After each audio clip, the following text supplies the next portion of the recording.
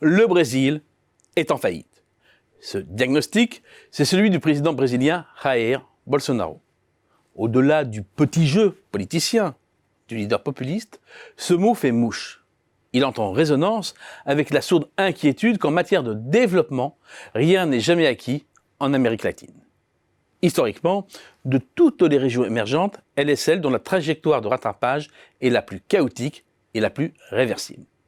Le contexte pré-crise Covid-19 était déjà celui d'une croissance économique régionale en berne, depuis 2014, avec une hausse du PIB qui ne s'est pas hissée une seule fois au-dessus du seuil symbolique des 2%.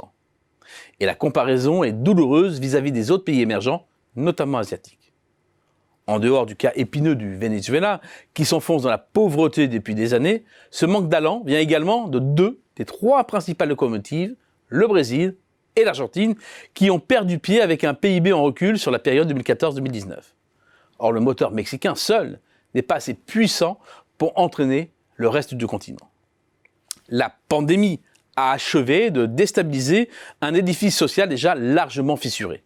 D'après la Commission économique pour l'Amérique latine et les Caraïbes, 16 millions de personnes auraient versé dans l'extrême pauvreté l'année dernière. Les projections du FMI sont de surcroît alarmantes. En 2022, le PIB régional serait à peine supérieur à celui de 2014.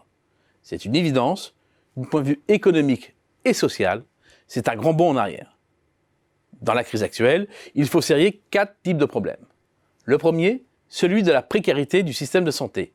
Excepté au Brésil, les pays d'Amérique latine ont rapidement adopté les mesures préconisées par l'OMS, mais avec des résultats très décevants. Le Pérou, devenu au second semestre 2020 le pays au monde comptant le plus grand nombre de morts par million d'habitants, est emblématique de cette carence médicale. Le Chili, la Bolivie, l'Équateur, le Mexique, le Brésil, dont le président a longtemps nié l'importance de la pandémie, sont également très durement impactés, avec toutes les conséquences en cascade sur l'activité. Parmi les économies régionales majeures, seule l'Argentine est en partie épargnée. Deuxième facteur aggravant, le poids de l'économie informelle. La part de l'informalité dans le marché du travail urbain s'étale de 22,4% au Chili à plus de 51,5% au Pérou, avec tout ce que cela comporte comme instabilité des revenus, absence de protection sociale et de couverture maladie. Au moindre retournement brutal de l'activité, et ce sont des pans entiers de la population qui tombent sans filet de sécurité dans la précarité, voire l'extrême pauvreté, enfonçant ainsi la demande intérieure et la croissance. Troisième élément, l'ultra-dépendance au cours des matières premières. Et pour cause, la part des exportations de produits primaires, pétrole, produits miniers et agricoles, dans le total des exportations, varie entre 50 et 80% selon les pays. Les revenus issus de ces produits sont donc incontournables à l'équilibre des comptes extérieurs et publics.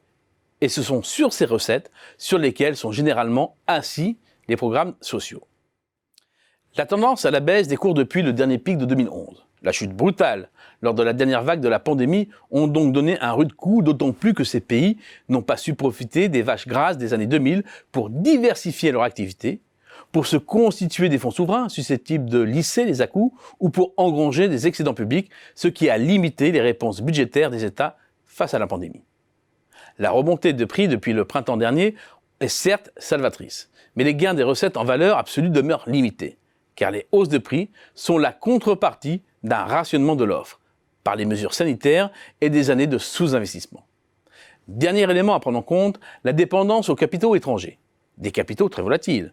52 milliards de dollars de capitaux sont ainsi sortis du Brésil d'août 2019 à juillet 2020, l'équivalent de 3,3% du PIB.